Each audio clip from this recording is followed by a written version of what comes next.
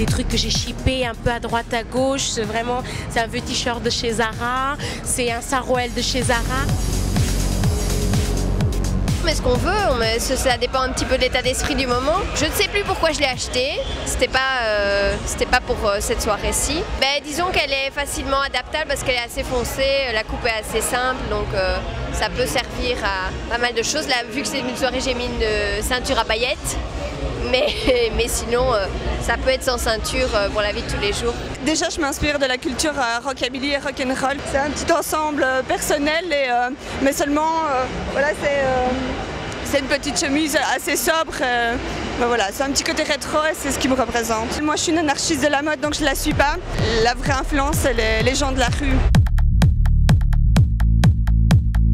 Je suis rentrée dans le magasin et j'ai vu cette veste et je la trouvais horrible.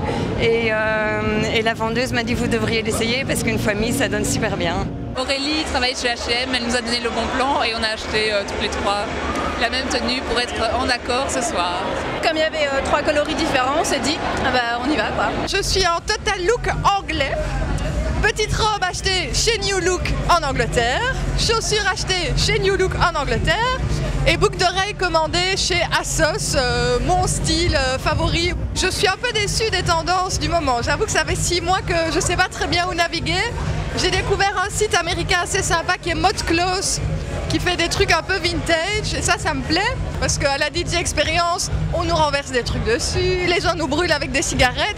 Donc le top Isabelle Marant mis l'année dernière ne ressemble plus à rien, donc j'ai décidé cette année de mettre des choses moins chères mais qui j'espère donnent quelque chose. Écoutez, uniquement parce que fondamentalement, moi je suis un grand paresseux et le noir s'accommode toujours avec le noir. Donc vous mettez une chemise ou un sweat noir, ça va toujours avec un pantalon noir et des bottes. C'est vrai que c'est très pratique.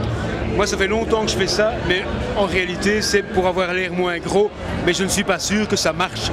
Mais ça me rassure. Parce que depuis quelques mois, la tendance est un peu retour à Brokeback Mountain, chemise à carreaux, débardeur sous la chemise. C'est un look à la base qui me plaisait pas spécialement, mais je me suis dit pourquoi pas essayer. J'ai essayé la chemise à carreaux et on m'a dit que ça m'allait pas trop mal.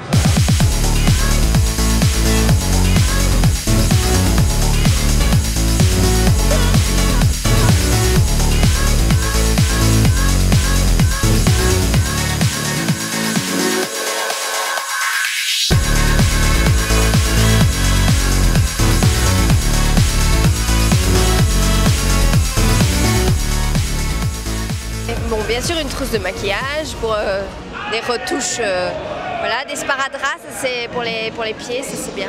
Des mouchoirs en cas de toutes sortes de catastrophes. Du maquillage pour faire des retouches, des cigarettes, c'est pas très bien, de l'argent et son téléphone pour rester en contact avec tout le monde et essayer de retrouver les gens même si personne ne s'entend ici, donc évidemment c'est pas évident. Une petite culotte de rechange. Moi j'ai pas de sac. Je déteste les femmes qui ont toujours un sac. Donc on met tout dans les poches. Attendez, donc vous voulez, qu'est-ce qu'il y a? Donc il y a des clés, les clés de la voiture, un iPhone et derrière il y a le portefeuille. La chose la plus importante que j'ai dans mon sac, c'est la carte CAP 48 qui nous permet de prendre des boissons.